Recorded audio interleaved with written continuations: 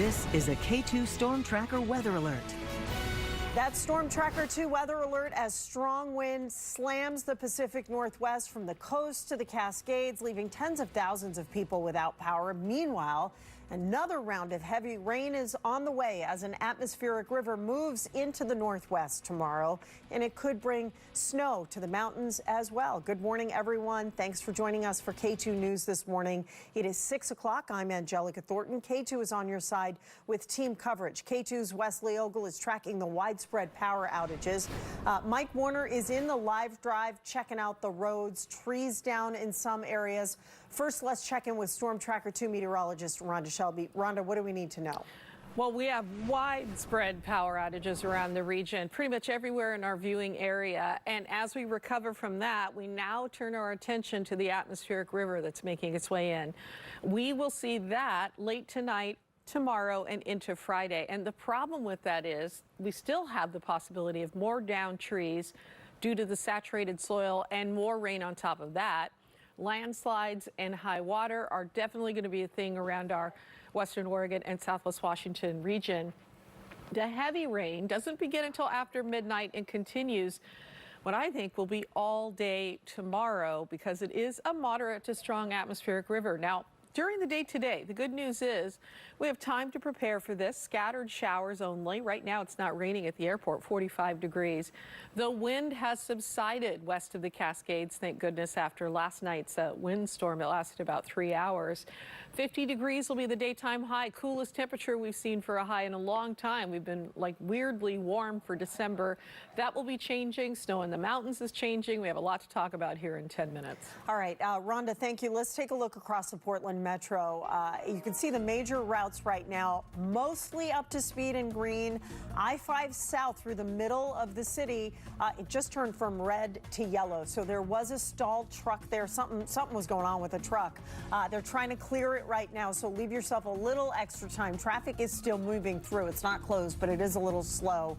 And again, those side streets, there are a lot of trees and branches down that you might have to navigate around. In fact, let's get out to that breaking news in Tualatin. Mike Warner is live on the scene there where a tree is blocking a road. Mike, have you been able to get to this house? I know we're hearing reports that a tree went through the roof there. Yeah, I did get to the house. I'm going to go show it to you in a minute after I show you this. Just have to kind of move stuff around, but I did get to it. The power is out in this neighborhood. This is 115th and Tualatin Road. I think I'm just south maybe of Tualatin Road, 115th. This tree is down, completely blocking. It brought a power pole. I don't know if you can see that pole in there. Just a little on the other side of this, maybe about another 100 yards. There's another tree. It looks just about the same. Around the corner behind me, there's another tree down. All the power is out to this neighborhood. All the lights are out in the area. So just if you come into a four-way stop, if the lights are out, treat it as a four-way stop. It's just a mess out here. If you get out, you're going to find debris, roads closed. Just pay attention to the detours. I'll show you that tree on that house here in just a few minutes. All right. Mike, thank you. We've been talking about all the power outages all morning. Let's get right to K2's Wesley Ogle at the live desk, who's looking at the numbers and maybe when the power is going to be restored. What are you seeing, Wes? Yeah, for when the power is going to be restored, so many of these, when I click on them, say that they can't give an estimate because there are so many that crews have to get to these outages first to assess the damage and figure out how long it's going to take them to restore it. So right now, hundreds of thousands of people are without power. So let's start with Portland General Electric. You can see how widespread this map is. So there's more than 6,000 active outages right now affecting 104,000 people. That number of customers is down, but it's still 90% of PGE's customers, which is wild. Now, Pacific Power, there are 279 outages affecting about 52,000 customers. That number has been pretty unchanged through this morning. And then let's take a look at Clark Public Utilities. The outages here have gone up. Last time I talked to you, it was at 58. Now it's at 61. And there are just about 77,000 customers affected here. Just always remember, if you see a power line down, stay away from it, even if you think there's no power in it, and report it to your utility company. And call 911 only if there's an immediate threat to you or somebody else's life. And Ange, you brought up again last time, if one falls on your vehicle, stay in your vehicle, call 911. Yeah. Do not get out of your car. Yeah, it doesn't have to be sparking to be live. It could look just calm out there. This is still a really dangerous, potentially deadly situation for folks. Wes, thank you. Our team coverage continues now with Joe English live in North Portland right now, where there's a tree down on the road there. Joe, what are you seeing? Yeah. Well, and some power lines down as well. So good mention before that about staying away from power lines. We just backed up because we walked up to this scene and realized we were right next to the power lines out there. So we backed up a ways, but want to show you what's going on out here. A good probably 60, 70, 80-foot tree that stretched across the road. We're on Michigan. We're in the neighborhood of Revere in Michigan. So this road is closed, but you can see that tree all the way from one side of the street to the other. I think it may have come down on a car. I just got here a few minutes ago. As far as I know, nobody was hurt with this tree going over, but it's going to take some work certainly to clean this up. Kind of thing that we are seeing around the metro area and the region this morning after that windstorm. So where we are, not the safest situation here. The trees across the street, power lines are down. Not seeing any crews out here just yet working on this, so I'm sure we're going to see them show up maybe daylight, but some of the power out here as well, as we've seen across the region as well. We were in Clark County earlier in the show, and the power's just starting to come back on for many people out there, but it's dark right here at this location. Obviously, of course, with the power lines down because that tree likely related to the last atmospheric river we had come through and all that precipitation and moisture and just weakening the root ball of that tree. So we're going to see this kind of thing, I think, again, over the next several days as we get more rain coming in here and trees just not able to stand up to it. So the wind probably knocking this down as well overnight, but that's what we're seeing here right now in North Portland. Back to you. Yeah, I had to drive around several pretty big branches right in that area, Joe. Not surprising. Be careful out there. I know you're going to be roving around a little bit. Several schools are closed or delayed this morning because of the storm.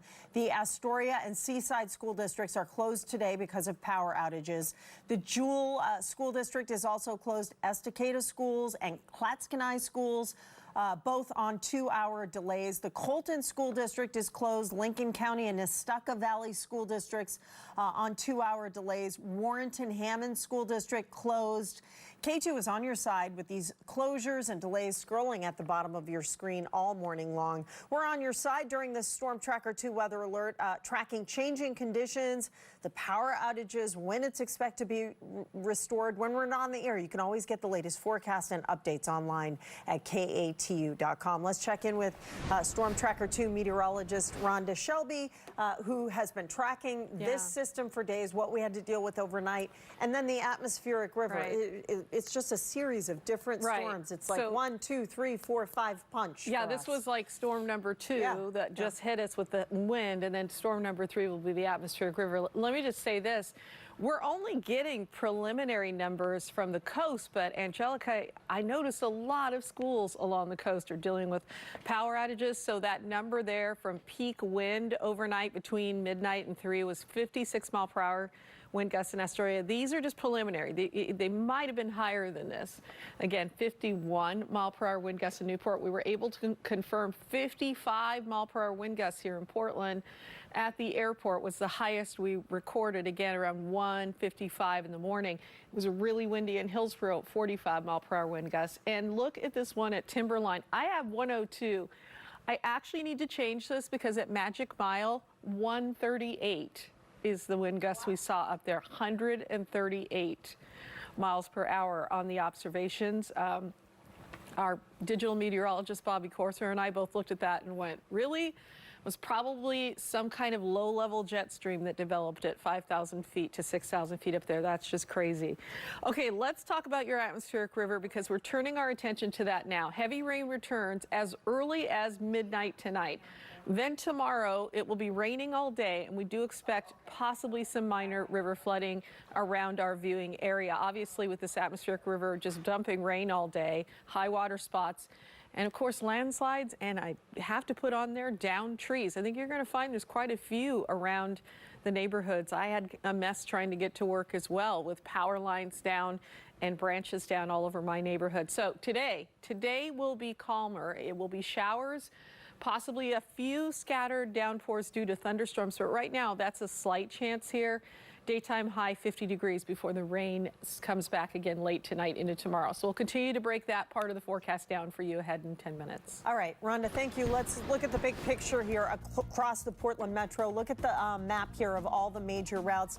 Not seeing any issues that are really going to slow you down on the freeways. Just those side streets like the one Mike is talking about, where you may have to like go around branches or big trees that have come down. Otherwise, fortunately, at this point, nothing is closed as far as the freeways. We'll keep our eye on it and let you know if that changes.